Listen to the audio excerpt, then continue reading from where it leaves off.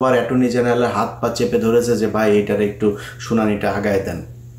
যা যা জিজ্ঞেস করা, তোর বাপ এখানে বসে এগুলো করেছে, তোর বাপ দেশে গেলে এগুলি করতে পারবে না, এই কারণে দেশে যায় না।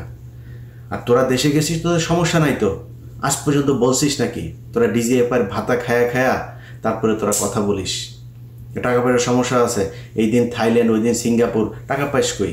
তোর বাপের জমিদারি। আসসালামু আলাইকুম। জুলাই সনদ স্বাক্ষরের দিন জুলাই যোদ্ধাদের উপরে যে হামলা চালানো হয়েছে, সেই হামলা চালানোর পরে আর বলার অপেক্ষা রাখে না যে এই দেশে জুলাইয়ে যারা জীবন দিয়েছে, যারা এই দেশ স্বাধীন করেছে, তাদের ভবিষ্যৎ কি। সামনের সারিতে যারা বসেছিল যে জুলাইয়ের এই যে যোদ্ধাদেরকে এভাবে পেটায় নির্মমভাবে নির্যাতন করে তারপরে পুলিশ করলো, সামনে কারা বসেছিল একটু চেহারাগুলো দেখার জন্য অনুষ্ঠানটা দেখলাম।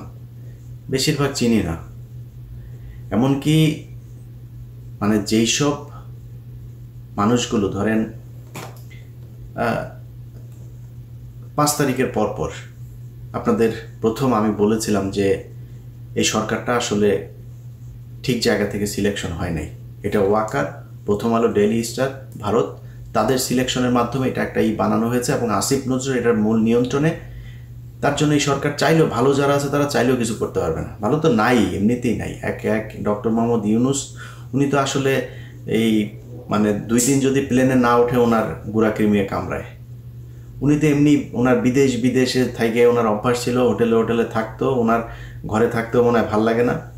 তো আর বাদ বাকি যেগুলো আছে ওনার পারিবারিক আত্মীয় স্বজন, শ্বশুরবাড়ির লোকজন, ওনার গ্রামীণ ব্যাংকের লোকজন, এগুলোর মিলায় একটা পারিবারিক সরকার, এনজিও সরকার বানায় তারপরে উনি দেশ পরিচালনা করছেন। আপনাদেরকে তো বলেছিলাম, তাই না?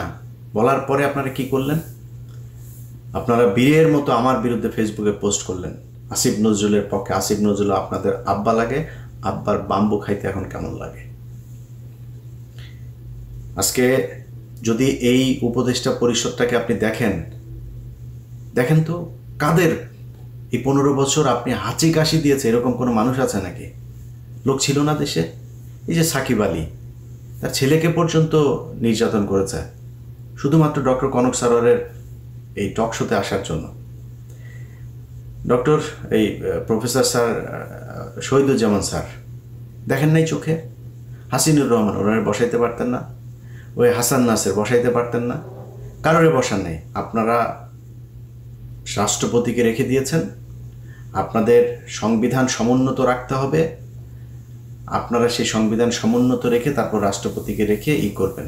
বিপ্লবী সরকার করা যাবে না। কারণ হাসিনা যে পালাবে এই ঘটনা তো ওই দিনই 5 তারিখে হয়নি যে এখন এক একজন এক এক রকমের কথাবার্তা বলে। ভাই আমি 19-20 তারিখে আমি ভিডিও বানাই নাই, শেখ হাসিনা দেশে নাই, আমি গাইবি আওয়াজ দিই নাই, তো শুনেছি সে চলে যাবে, চলে যাচ্ছে।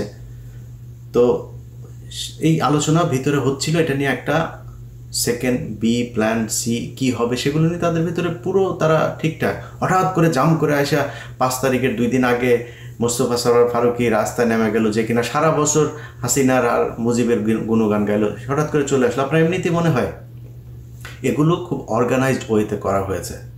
আপনারা কিছুই করেন নাই। আমাদেরকে এখন বলা হয় দেশে আসি না কেন। এক চান্দাবাজের এক ভিডিও পাঠাইলো একজন, এটা তো মানে জাস্ট টাইম ওয়েস্ট এগুলোতে দেখা। ভিডিও পাঠাইলো, ভাই একটু দেখেন। চান্দাবাজ কয় যে আমরা তো দেশে গিয়েছিলাম, তোরা এত দেশপ্রেমিক হলে তুই দেশে যা চান্দা নিয়ে আসছিস।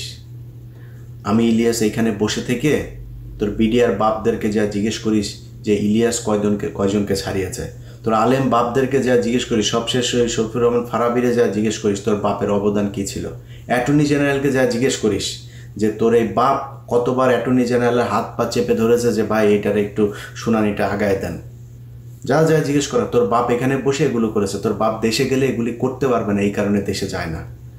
আর তোরা দেশে গেছিস, তোদের সমস্যা নাই তো, আজ পর্যন্ত বলছিস নাকি? তোরা ডিজিএফআই ভাতা খায়া খায়া তারপরে তোরা কথা বলিস টাকা পয়সার সমস্যা আছে, এই দিন থাইল্যান্ড, ওই দিন সিঙ্গাপুর, টাকা পাইস কই? তোর বাপের জমিদারি আছে, চোরের বাচ্চা। এগুলি আমরা বুঝি না কিছু, ওরা এসে আমাদের বোঝায় দেশে যাই না এই কারণে। কারণ আমরা রয়্যাল লোকজনদের চারিদিকে বসায় রেখে তারপরে আপনারা সুন্দর দেশ গড়বেন, সেই দেশে আমাদের তো টার্গেট তো না আওয়ামী লীগ না, আমাদের টার্গেট বিএনপি না, জামাত, কোনো কিছু না। আমাদের দেশে কোনো শত্রু নাই।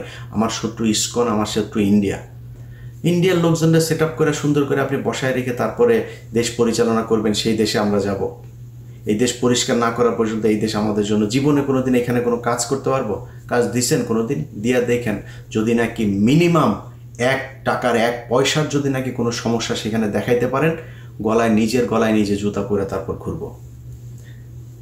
কোনো সুযোগ নাই তো। কোনো একটা ভালো লোক ওইখানে যাবে। এই যে তারেক রহমানের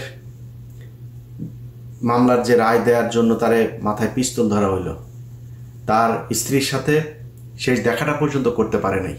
এই লোকটা বাইরে থেকে, স্ত্রীটা মারা গেল।